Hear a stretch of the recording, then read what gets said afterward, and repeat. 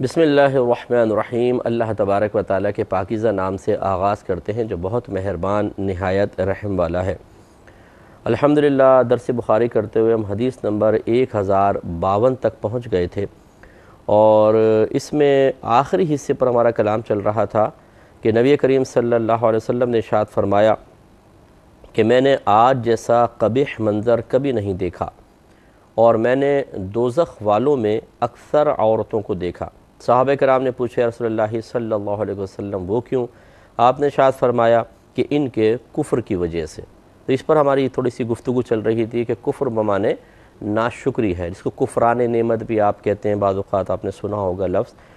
تو اس لیے میں یہی اپنے بہنوں اور بھائیوں کو، اور خصوصاً جو ہمارے بچے ہیں، ینگسٹرز ہیں، انہیں میں سمجھانے کی کوشش کر رہا تھا کہ جب تک آپ کسی چیز کی بنیاد حاصل نہ کر لیں، بیس حاصل نہ ہو، آپ کو کسی چیز کی ابتدائی تعلیم ہی حاصل نہ ہو، آپ نہیں کر سکتے ہیں کچھ۔ اگر یہ دین اتنا ہی آسان ہوتا تو نبی کریم صلی اللہ علیہ وسلم اس دین کو صحابہ کرام کو سکھاتے نہیں، وہ تو عربی اللسان تھے، خود سیکھ لیتے۔ لیکن اللہ تبارک و تعالی نے خود قرآن عظیم میں ارشاد فرمایا کہ یتلو علیہم آیاتہ ویزکیہم ویعلمہم الکتاب والحکمہ، کہ یہ رسول صلی اللہ علیہ وسلم ان صحابہ کے سامنے قرآن پاک کی تلاوت کرتے ہیں، ان کے نفوس کو پاکیزہ کرتے ہیں، اور انہیں کتاب اور حکمت سکھاتے ہیں۔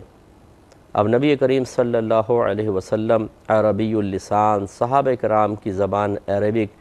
اور وہ قرآن عربک میں،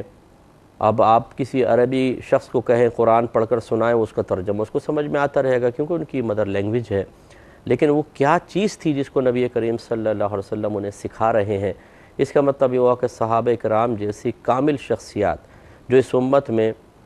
سب سے زیادہ نبیوں کے بعد سب سے زیادہ وہی افضل ہوتے ہیں اور صاحب علم ہوتے ہیں، کیونکہ فیض نبی صلی اللہ علیہ وسلم براہ راست جاری ہوتا ہے، وہ یہ کہہ رہے ہیں، یعنی ان کے بارے میں اللہ تعالیٰ گواہی دے رہا ہے کہ یہ رسول سے سیکھتے ہیں، رسول ان کو سکھاتے ہیں۔ تو اب 1500 سال بعد اور ایسا نوجوان کہ جس نے الف بے بھی نہیں پڑھی ہو اور وہ بیٹھ جائے ریسرچ کرنے کے لیے، اور خصوصاً وہ خواتین، مجھے تو ہنسی آنے لگ جاتی ہے، میری ہنسی چھوٹ جاتی ہے بعض اوقات، کہ جب لڑیں گی، جھگڑیں گی، فتنہ فساد کریں گی گھر کے اندر، جب طلاق کا کوئی مسئلہ ہو جائے گا تو پھر ہمیں فون کر کے کہیں گے مفتی صاحب میں نے ریسرچ کیا ہے انٹرنیٹ پر، سورہ طلاق میں تو یوں ہے اور فلاں میں یوں ہے۔ ارے واہ بھائی! پھر میں بھی بعض اوقات ایسے لوگوں کو بالکل جواب نہیں دیتا ہوں کہ جو اللہ تعالیٰ رسول کا خوف نہ رکھیں، اور ان معاملات، یعنی اگر کاروبار میں پیسے انویسٹ کرنا ہو 1 کروڑ روپیہ، کبھی بھی ایسا نہیں ہوگا کہ انٹرنیٹ پہ خالی کچھ پڑھ کر اور وہ 1 کروڑ کسی کے حوالے کر دیں، نہیں، وہاں 50 لوگوں سے مشورے کیے جائیں گے، اچھی طرح سوچا جائے گا، اور پھر بھی ڈر کر اپنا پیسہ انویسٹ کریں گے۔ دین کا معاملہ اتنا مطلب ان کے نزدیک حقیر، بیکار، اور مطلب اتنا زیادہ کم اہمیت کا حامل، اور جو علماء ہیں وہ اتنے مطلب فضول قسم کے لوگ ہیں کہ کسی کو بھی ضرورت نہیں ہے کہ توجہ کی جائے، خود کود جاؤ اور نتیجے مرتب کرو۔ تو پھر میں ایسے لوگوں سے معذرت کرتا ہوں کہ ماشاءاللہ آپ ریسرچر ہیں تو انٹرنیٹ سے آپ مسئلہ نکالیے، مجھ سے کیوں پوچھ رہے ہیں؟ پھر آپ، میں تو ایک طالب علم آدمی ہوں، جائیں آپ خود ہی نکالیں۔ تو پھر ان کو ذرا تھوڑا سا احساس ہوتا ہے، اور مراد بھی میری احساس دلانا ہی ہوتا ہے، کوئی یہ مقصود نہیں ہوتا کہ ہم کوئی غصے کا اظہار کر کے یا ڈانٹ ٹپٹ کر کوئی تسکین نفس چاہتے ہیں۔ میں تو ویسے کوئی استاد ہوں، پڑھاتا ہوں، بخاری پڑھا رہا ہوں، تخصص الفقہ پڑھا رہا ہوں، تو ویسے ہی میں اپنے شاگردوں کو اگر یہ ایک ٹرک ہی ہو ڈانٹنے کی تو میں تو وہاں ڈانٹ سکتا ہوں۔ یہ تو سمجھانا مقصود ہوتا ہے، اور اس کے انداز مختلف ہوتے ہیں، کبھی نرم لہجے میں ہوتا ہے، کبھی سختی کے ساتھ ہوتا ہے۔ تو جب یہ اس طرح کے کوئی جرأت مندانہ قدم اٹھاتے ہیں تو میں تھوڑا سا اس لیے ڈانٹتا ہوں اور سخت رویہ اختیار کرتا ہوں کہ وہ گھبرا کر آئندہ کبھی ایسا نہ کریں۔ تو حقیقتاً اگر آپ تھوڑا سا غور کریں تو میری سوچ بھی یہ ہوتی ہے کہ میں شخص کو نہیں، میں تو شیطان کو ڈانٹ رہا ہوں، ایسے ایک راستہ، میں ایسا ایک دیوار قائم کر رہا ہوں، ایک ایسا دروازہ بند کر رہا ہوں کہ شیطان دوبارہ کم از کم اس راستے سے اس کو نہ بہکا سکے۔ اب کوئی سمجھ جاتا ہے اور کوئی وہی جہالت میں مبتلا ہو کر الٹا ہم پہ الزام لگانا شروع کر دیتا ہے، اور کہ ہمیں الٹا سیدھا کہنا شروع کر دیتے ہیں، ہمیں کوئی پرواہ نہیں۔ بہرحال تو خلاصہ کلام یہ ہے کہ نبی کریم صلی اللہ علیہ وسلم نے اس چیز کو کفر قرار دیا جو آگے ذکر فرما رہے ہیں، اور یہاں کفر بمانے ناشکری ہے۔ تو ارشاد فرمایا کہ وہ کفر کرتی ہیں، ان کے کفر کی وجہ سے کہا گیا کہ وہ اللہ تعالیٰ کے ساتھ کفر کرتی ہیں، فرمایا کہ نہیں، وہ خاوند کی ناشکری کرتی ہیں۔ اور فرمایا اس کی نیکی کا انکار کرتی ہیں، یعنی احسان فراموشی کرتی ہیں۔ اگر تم ان میں سے کسی ایک کے ساتھ تمام عمر نیکی کرتے رہو، پھر وہ کبھی تم سے تھوڑی سی کمی دیکھے تو کہتی ہے کہ میں نے تم سے کبھی کوئی اچھائی نہیں دیکھی۔ تو آپ اندازہ کریں کہ یہ ہمارے نبی کریم صلی اللہ علیہ وسلم کا کمال ہے، اور حقیقی کمال تو میرے رب کا ہے، اور اس کے بعد اللہ تعالیٰ کی عطا سے میرے حبیب کا کمال ہے کہ نبی کریم صلی اللہ علیہ وسلم نے واقعی گویا کہ اس زمانے کے عورتوں کی ایک تصویر سی کھینچ دی ہے، قائم کر دی ہے۔ اور ایسی ہی خواتین بہت ساری ہیں کہ جو شوہر سے جب تک نعمتیں حاصل ہوتی رہیں بڑی خوش رہیں گی، میرا شوہر سب سے اچھا ہے، بہت اچھا ہے جی، یہ تو بہت ہی اچھے ہیں،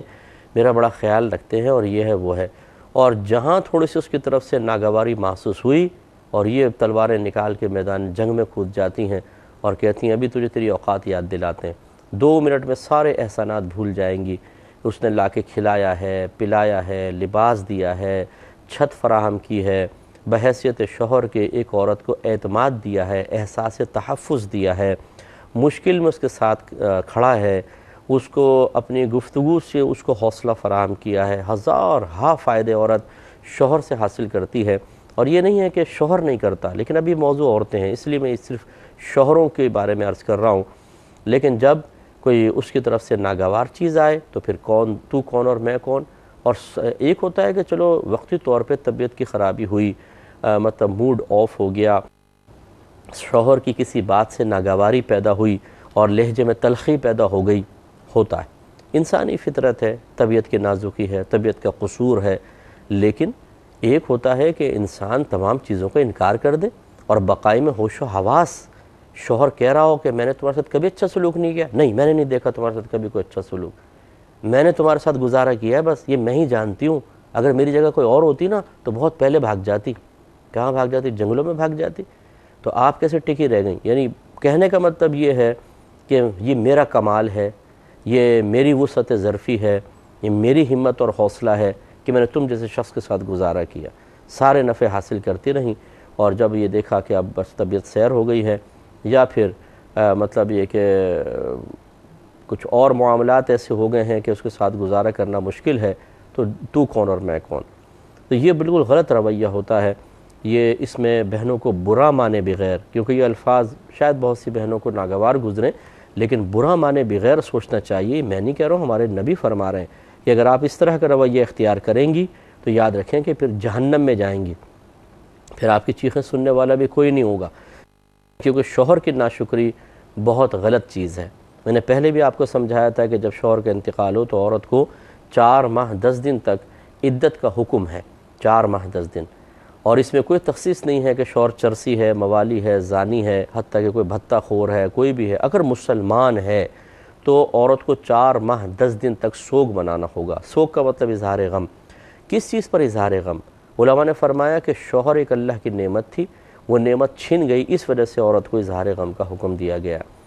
تو یہ ایک نعمت ہوتی ہے شوہر، بیوی بھی ایک بہت بڑی نعمت ہے، میں اس کا انکار نہیں کر رہا، لیکن وہی بات ہے کہ ابھی ہمارا موضوع یہ ہے تو میں اس لیے حدیث کے مطابق تو میں اس پہ کلام کر رہا ہوں۔ تو بہنوں کو چاہیے کہ اپنے سابقہ زندگی کے رویے پر غور کریں۔ ہاں ٹھیک ہے، اگر کوئی شوہر کی بات بری لگی، آپ صرف اس تک اپنی توجہ فوکس رکھیں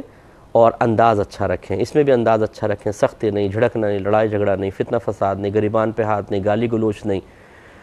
یوں نہ کریں کہ آپ اس چیز سے توجہ ہٹا کر تمام تر اس کے احسانات کا انکار کر دیں اور ناشکر پن میں مبتلا ہو جائیں،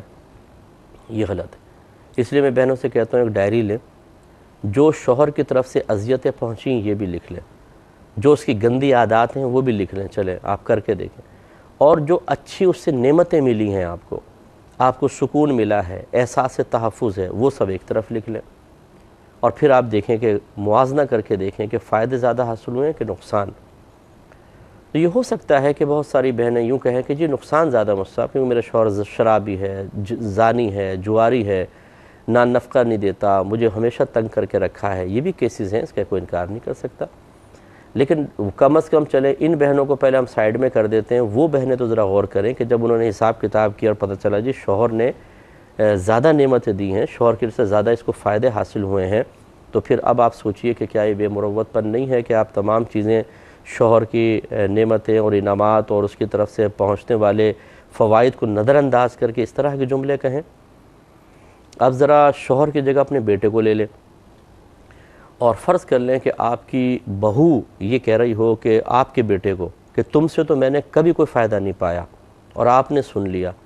اب آپ کا ذہن کیسے چلے گا؟ ذرا غور کر لیں، ایسی ساسیں ذرا غور کریں، ان کو اتنی چیزیں بیٹے کی یاد آئیں گی کہ جو اس نے بہو کے ساتھ احسان کیا ہوگا یہ کود جائیں گے میدان جنگ میں، بولیں گے اچھا ایسی باتیں بولتی ہے، میں تجھے یاد کراتی ہوں، دیکھ میرے بیٹے نے یہ بھی کیا، یہ بھی کیا، یہ بھی کیا۔ تیزی کے ساتھ ذہن چلے گا، کیونکہ اب اپنے بیٹے پر بات آئی ہے۔ اس لیے میں بہنوں سے گزارش کرتا ہوں ٹھنڈے دل کے ساتھ شوہروں کی قدر کریں، ان کے احسانات پر غور و تفکر کرتی رہیں، اور مزید میں یہ عرض کرتا ہوں اگر کوئی آپ کے علاقے میں کوئی بہن مطلقہ ہو گئی ہیں، بیوہ ہو گئی ہیں، اور شوہر کی کمی کی وجہ سے جو ان کو پریشانیاں لاحق ہیں، غیر مردوں کی اٹھتی ہوئی نگاہیں، آزادانہ نگاہیں، شوہر ہوتا ہے تو نگاہ تھوڑا سا لوگ بچاتے ہیں، ڈرتے ہیں، گھبراتے ہیں شوہر جھگڑا نہ کر لے وغیرہ وغیرہ، اسی طرح آوازیں کسنا، اسی طرح ہر جگہ جہاں وہ جاتی ہے اس سے فری ہونے کی کوشش کرنا۔ اکیلی عورت کے ساتھ کیا کچھ نہیں ہوتا ہمارے معاشرے میں، آپ سب جانتے ہیں، اور پھر کتنا عدم تحفظ کا احساس ہوتا ہے ایسی ہماری بہنوں کو کہ جن کے شوہر فوت ہو گئے ہیں۔ اگر کوئی میری ایسی بہن سن کر اپنے دل میں غم محسوس کر رہے ہیں تو بڑی معذرت چاہتا ہوں، لیکن مجھے سمجھانا دوسری بہنوں کو ہے، تو مطلقہ کوئی بہن ہے، کوئی بیوہ بہن ہے تو وہ برا نہ مانیے گا، اور اگر آپ کو غم ہے تو ہم آپ کے غم میں برابر کے شریک ہیں، لیکن میرا سمجھانا مقصود ہے۔ تو ایسی بہنیں جن کے شوہر موجود ہیں، جب وہ ایسی خواتین کے اوپر اور ان کے سامنے جو مشکلات اور پریشانی آ رہی ہیں ان پہ جب غور و تفکر کریں گی تو ہو سکتا ہے ان کی زبان سے اللہ تیرا شکر ہے نکلے کہ میرا شوہر تو ہے، کیسا بھی ہے، تحفظ تو ہے، بہت فائدہ ہے۔ مرد عورت کے بغیر صحیح بات ہے میں کہتا ہوں کچھ بھی نہیں ہے، میں تو اعتراف کرتا ہوں کہ کچھ بھی نہیں ہے، اور اسی طرح مرد کے بغیر عورت کچھ بھی نہیں ہے، لیکن مرد کی امپورٹنس اس اعتبار سے زیادہ ہوتی ہے کہ وہ مرد ہوتا ہے، وہ باہر جاتا ہے، وہ زیادہ چیزوں کو فیس کرتا ہے، اس لیے اس کو گھر کا حاکم بنایا گیا ہے۔ تو خلاصہ کلام یہ ہے کہ میری ایسی بہنیں جو مجھے سن رہی ہیں، کم از کم آپ تو یہ کریں، میری آپ سے مؤدبانہ گزارش ہے کہ اگر آپ نے کبھی شوہر سے اس طرح کی کوئی بدتمیزی کی ہے تو میرے لیے نہیں، اپنے شوہر کے لیے نہیں، بلکہ خود اپنے لیے، اپنے آپ کو جہنم کی آگ سے بچانے کے لیے فوراً سے پیشتر اپنے شوہر سے معافی مانگیں، پھر اللہ کی بارگاہ میں توبہ کریں، اور آئندہ کے لیے اپنے عمل و کردار کو چینج کریں۔ بعض ہماری بہنیں کہتی ہیں استاد مجھے غصہ بہت آتا ہے، بس غصے میں نکل جاتا ہے، تو یہ مطلب کوئی ایسی بات نہیں ہے کہ آپ اس کو بنیاد بنا کر اپنے لیے راہ فرار کے دروازے کھول لیں، یا اپنے لیے اللہ تعالیٰ کی طرف سے آسانی اور سہولت اسپیشلی طور پر حاصل کر لیں۔ یہ کوئی عذر نہیں ہے آپ کا، کیونکہ کیوں نہیں غصہ کنٹرول کرتی؟ ایسا کیوں نہیں ہوتا کہ غصے میں زبان تو چل جاتی ہے، ایک ڈنڈا اٹھا کے اپنے سر پہ مار لیں؟ کبھی مارا ہے آپ نے؟ نہیں۔ اس میں کیسے ذہن کام کر رہا ہے؟ اس میں طبیعت آپ کے اوپر غالب کیوں نہیں آ رہی؟ اس میں آ جاتی ہے طبیعت غالب۔ تو خواہ مخواہ اپنے بے بس اپنے آپ کو سمجھنا، مجبور و لاچار سمجھنا کہ وہ کنٹرول نہیں کر پاتی، 50 چیزوں میں کنٹرول کر لیتی ہیں۔ اگر گورنمنٹ آف پاکستان یہ اعلان کرے کہ آئندہ اگر آپ نے پورے مہینے غصہ نہیں کیا، اس کا اظہار نہیں کیا، آپ کو 1 لاکھ روپے ملیں گے۔ اب دیکھیں یہ خواتین کس طرح اپنا غصہ برداشت کرتی ہیں، تو کیسے برداشت کر لیں گے؟ اب آپ خود سوچیں، آنکھیں بند کر کے 1 لاکھ روپے اگر آپ کو ملیں، اپنے آپ سے پوچھیں 1 لاکھ کوئی دے تو غصہ برداشت کروں گے کہ نہیں کروں گی؟ تو ایک دم طبیعت میں ٹھنڈک سی محسوس ہوگی، جو تیزی ہے طبیعت کی وہ بالکل نیچے آتی ہوئی محسوس ہوگی، اندر سے آواز آئے گی کیوں نہیں، بالکل ہو جائے گا، کوئی پرابلم نہیں ہے، میں کر لوں گی، 1 لاکھ کے لیے تو کر لوں گی۔ تو بس 1 لاکھ کے لیے کر لوں گی تو کیا اللہ کے لیے اور اپنے آپ کو جہنم سے آزاد کرنے کے لیے آپ نہیں کر سکتے؟ 1 لاکھ کے مقابلے میں جب بے بسی اور لاچاری آپ پر غالب نہیں آ رہی تو پھر جہنم کی وعیدیں سننے کے باوجود یہ جملے کیسے آپ کی زبان سے نکل رہے ہیں کہ جی مجھ سے کنٹرول نہیں ہوتا؟ وجہ وہی ہے، اہمیت، 1 لاکھ کی اہمیت زیادہ ہے۔ تو اس کے لیے آدمی تیار ہو جائے اور اللہ تعالیٰ اس کے رسول وعید بیان فرما رہے ہوں جو حق ہیں، یقینی ہیں، اور کوئی طبیعت پہ اثر مرتب نہ ہو، طبیعت چینج ہونے کے لیے تیار نہ ہو، تو یہ ذرا سوچنے والی بات ہے، اس پہ تھوڑا سا سوچیے اور غور کیجئے۔ تو لہٰذا کسی بہن نے ایسا کیا ہو تو اللہ کی بارگاہ میں توبہ کریں۔ آگے چلتے ہیں، بابو صلاۃ النساء مع الرجال فی الکسوف، یعنی سورج گہن کی نماز کو عورتوں کا مردوں کے ساتھ پڑھنے کا باب۔ حدیث نمبر ہے 1053، اور یہ بڑی لمبی حدیث ہے جو پہلے بھی گزر چکی ہے۔ حضرت اسماء بنت ابی بکر اور رضی اللہ تعالی عنہا سے یہ روایت ہے۔ یہ بیان کرتی ہیں کہ جب سورج کو گہن لگ گیا تو میں سیدہ عائشہ جو نبی کریم صلی اللہ علیہ وسلم کی زوجہ ہیں کے پاس آئی۔ اس وقت لوگ کھڑے ہوئے نماز پڑھ رہے تھے، مسجد میں نماز پڑھ رہے ہیں، حجرت چونکہ ساتھ ہی تھا، تو یہ سیدہ عائشہ صدیقہ رضی اللہ تعالی عنہا کی بہن ہیں، گھر آئی تو کہتی ہیں کہ میں نے یہ کہتی ہیں لوگ کھڑے ہوئے نماز پڑھ رہے تھے اور عائشہ بھی کھڑی ہوئی نماز پڑھ رہی تھیں، تو میں اندر داخل ہوئی، میں نے پوچھا کہ لوگوں کو کیا ہوا ہے، تو حالت نماز میں کویسچن کر لیا۔ تو کہتی ہیں کہ سیدہ عائشہ صدیقہ رضی اللہ تعالی عنہ نے اپنے ہاتھ سے آسمان کی طرف اشارہ کیا اور زبان سے فرمایا سبحان اللہ، یعنی آپ میں حالت نماز میں ہوں اور آپ مجھ سے کویسچن نہ کریں، بس اس طرح یوں ہلکے سے ہاتھ سے اشارہ کر دیا۔ تو پھر کہتی ہیں کہ میں نے پوچھا یہ کوئی نشانی ہے؟ سیدہ عائشہ صدیقہ رضی اللہ تعالی عنہ نے اشارہ کیا کہ ہاں۔ بی بی اسماء رضی اللہ تعالی عنہ کہتی ہیں کہ میں کھڑی رہی حتیٰ کہ مجھ پر بے ہوشی طاری ہو گئی۔ دوسری روایات کے مطابق آپ بھی نماز میں شامل ہو گئیں اور گرمی اور ہاٹنس اتنی زیادہ تھی، کہتی ہیں کہ مجھ پر بے ہوشی سی طاری ہو گئی۔ اور ایک روایت میں آپ نے پیچھے سنا تھا، یہ بیان ہو چکی ہے کافی پہلے، کہ آپ نے قریب پانی تھا، اس پانی کو اپنے سر پہ ڈالنا شروع کر دیا تھے، ہلکے سے ہاتھ سے یوں پانی لے کر، کہ اتنی گرمی ہاٹنس تھی۔ تو فرماتی ہیں سیدہ بی بی اسماء رضی اللہ تعالیٰ عنہ کہتی ہیں کہ میں کھڑی رہی حتیٰ کہ مجھ پر بے ہوشی طاری ہو گئی، پھر میں اپنے سر کے اوپر پانی ڈالنے لگی۔ دیکھیں روایت میں ہے کہ اس میں بھی جب رسول اللہ صلی اللہ علیہ وسلم نماز سے لوگوں کی طرف مڑے تو آپ نے اللہ تعالیٰ کی حمد اور ثنا بیان کی، پھر فرمایا کہ میں نے جس چیز کو بھی پہلے نہیں دیکھا تھا، جس بھی چیز کو میں نے آج سے پہلے نہیں دیکھا تھا، اس کو میں نے اپنی اس جگہ سے دیکھ لیا، حتیٰ کہ جنت اور دوزخ کو بھی۔ اور پھر فرمایا میری طرف یہ وحی کی گئی ہے کہ ان قریب قبروں میں تمہاری آزمائش کی جائے گی جو دجال کے فتنے کے مثل یا دجال کے فتنے کے قریب ہوگی۔ یہ راوی کو شبہ ہے کہ یا تو یہ الفاظ کہتے یا یہ مثل یا قریب کے الفاظ راوی کہتے۔ تو تم نے پھر سرکار نے فرمایا کہ تم میں سے کسی ایک کے پاس فرشتے کو لایا جائے گا، پھر اس سے کہا جائے گا اس شخص کے متعلق تمہیں کیا علم ہے، یعنی قبر کے احوال سرکار نے بیان فرمائے کہ منکر نکیر آئیں گے اور کویسچن کریں گے، ما کنت تقول فی حق هذا الرجل، تو اس شخص کے بارے میں کیا کہا کرتا تھا۔ تو یہ نبی کریم صلی اللہ علیہ وسلم دکھائے جائیں گے قبر میں۔ تو سرکار فرماتے ہیں بہرحال مومن یا یقین کرنے والا، یہ بھی راوی کو شک ہے کہ بی بی اسماء نے کون سا لفظ استعمال کیا تھا، راوی کہا تھا یا یقین رکھنے والا کہا تھا۔ تو بی بی اسماء کہتی ہیں وہ شخص کہے گا کہ یہ محمد رسول اللہ صلی اللہ علیہ وسلم ہیں،